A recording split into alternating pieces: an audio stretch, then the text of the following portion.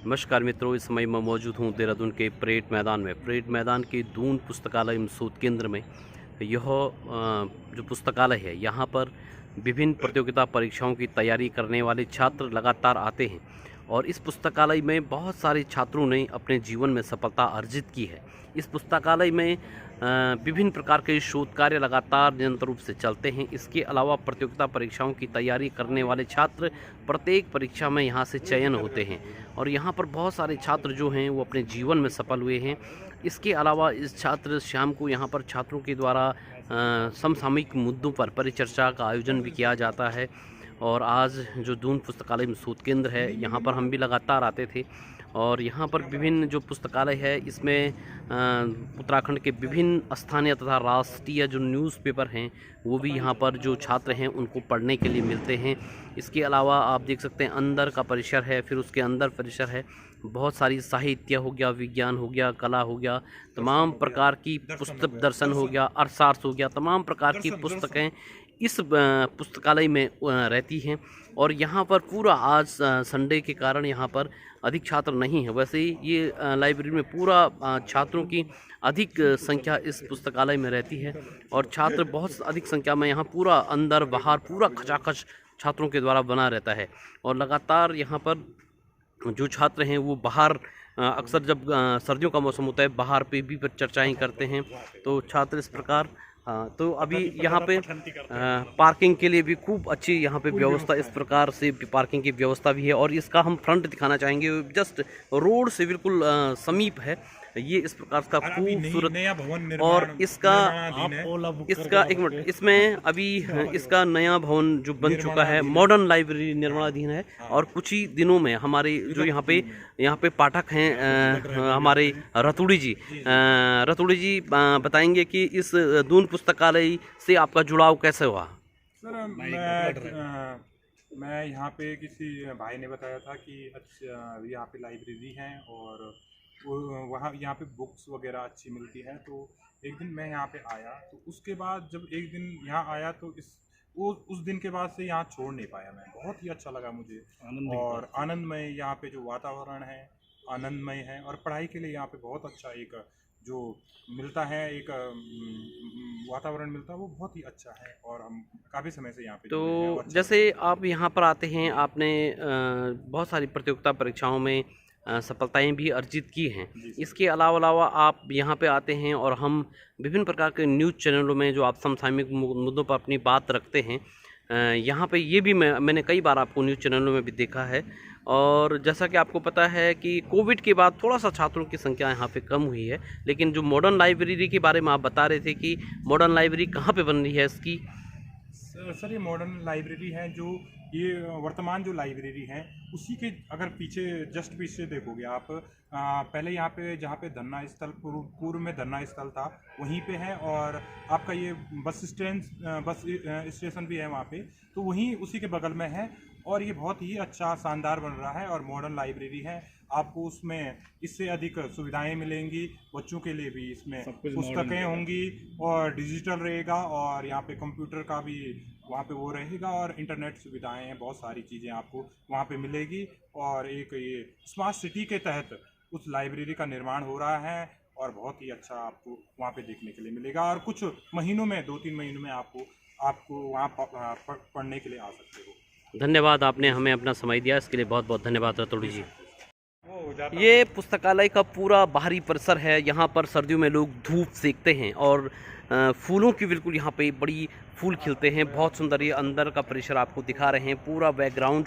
इसके पीछे लाइब्रेरी की बहुत ही खूबसूरत जगह है जिसको छात्र डोकलाम कहते हैं और डोकलाम में भी छात्र बैठकर बहुत ज़्यादा अध्ययन करते थे। यहाँ पर डोकलाम के जो राजा के नाम से वो नीतीश गिरी को जाना जाता है, जो अक्सर पढ़ते पढ़ते कई घंटे यहाँ पे सो भी जाते थे। नीतीश गिरी की ये फेवरेट जगह है और इस जगह का नाम है डोकलाम। डोकलाम जो है वो फेवरेट जगह है और इस डोकलाम में छात्र यहाँ पर अपना लंच करते हैं, लंच करने का भोजन आदि करते हैं।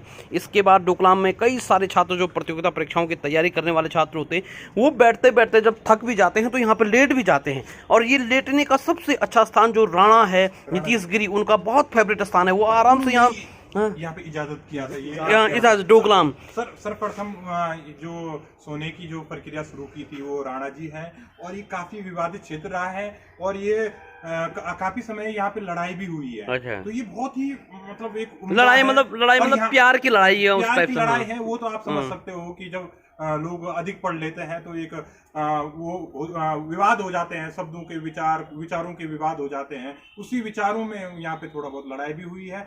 और यहाँ पे जो स्थान है, यहाँ से बहुत सारे लोग, जब लोग अधिक वहाँ पढ़ लेते हैं और उनका माइंड जब अधिक नहीं सोच पाता है, तो एक नेचर होता है, तो नेचर में लोग अधिक सीख पाते हैं। आपने अगर देखा होगा कि नेचर से ही हम बहुत अधिक सीखते हैं। तो ये नेचर ही यहाँ पे लोगों को कामयाब किया है। बहुत सारे यहाँ पे से लोग निकले हैं जिन्होंने यहाँ पे से पढ़ के बहुत अधिक बड़े अधिकारी भी बने हैं यहाँ पे। ये बहुत ही अच्छा स्थान रहा है। ये डोकलाम के पीछे का, यहाँ भी पूरे छात्र बैठते हैं, लेकिन आज संडे और उत्तराखंड बंद होने के कारण यहाँ पे छात्र नहीं आए हैं।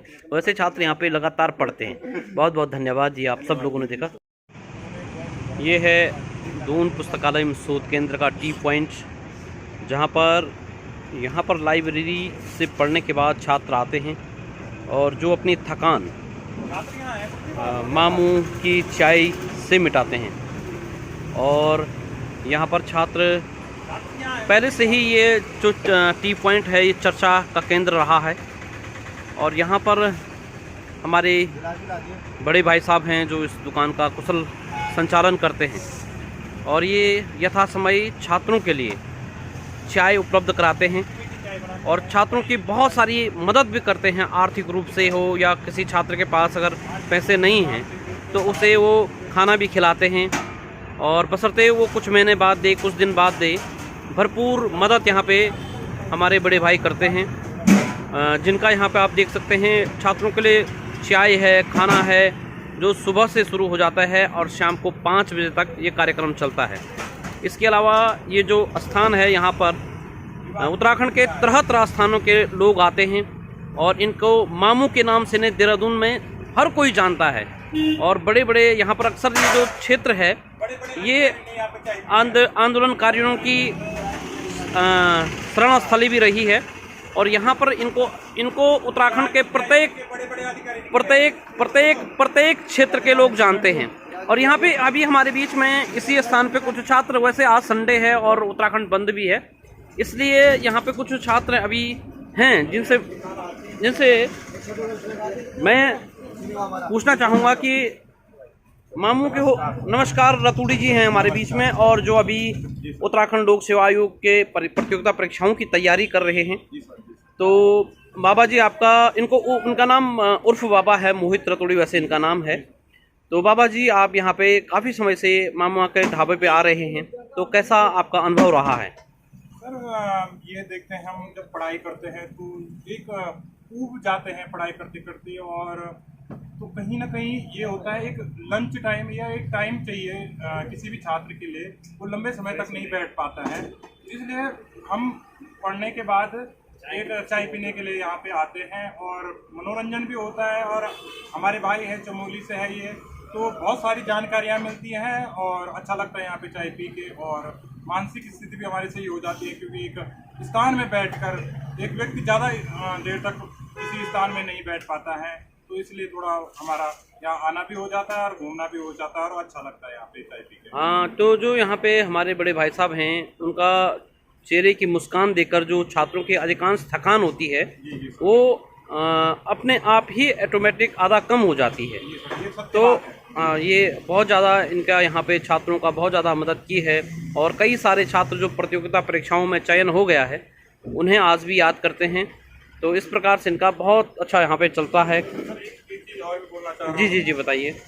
विगत वर्षों में यहाँ से बहुत सारे लोग भाई की चाय पी के ही बहुत सारे लोग अधिकारी बने हैं, बहुत सारे अधिकारी बने हैं। और हमें लगता है कि जो इनकी जान पहचान है वो बहुत बड़ी है। उन्होंने बहुत लोगों को चाय पिलाई है और हमें उम्मीद है इसी प्रकार से इनका कार्य चलता रहे। और एक हाँ, हमें उम्मीद है कि इनकी चाय से हम भी कहीं अधिकारी बने या कोई मास्टर बने। हम भी उम्मीद करते हैं इनकी चाय हमारे लिए भी कारगर सिद्ध होगी। नमस्कार जी सर।